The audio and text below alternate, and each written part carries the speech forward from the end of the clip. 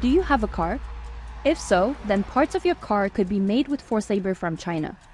Let's explain how. The first thing you need to know is that factories in China make the most cars in the world.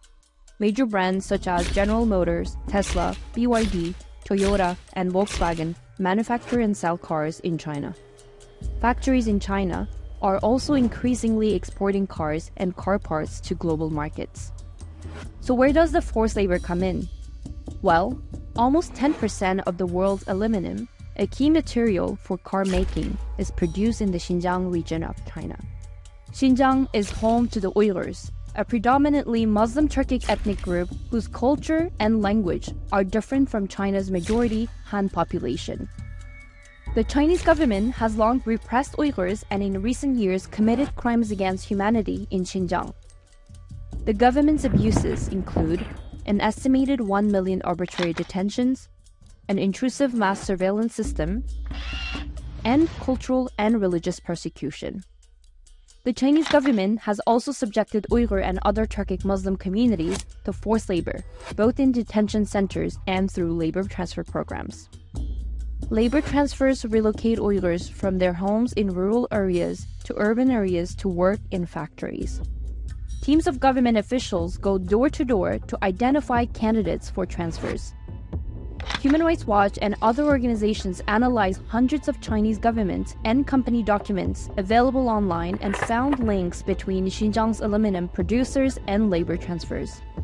Uyghurs fear detention or other sanctions if they refuse the transfers, so there's little choice but to accept the jobs and relocate. Labor transfer workers frequently face ideological indoctrination and limits on their freedom of movement. So how could aluminum produced by forced labor end up in your car? Aluminum from Xinjiang is exported to other regions of China, where it is melted down again, enabling it to enter global supply chains undetected, and maybe into the car that you use. Car companies are aware of the Chinese government's repression of Uyghurs and the risk of forced labor in their supply chain. But some car makers have succumbed to Chinese government pressure to apply weaker human rights and responsible sourcing standards in their operations in China. Consumers should not have to buy or drive vehicles with links to grave abuses in Xinjiang. So what can be done?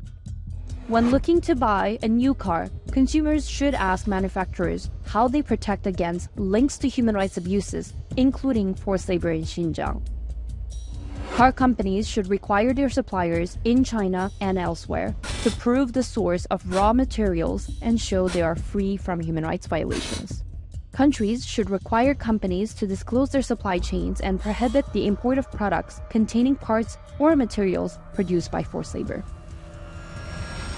The cars we drive shouldn't be made with forced labor.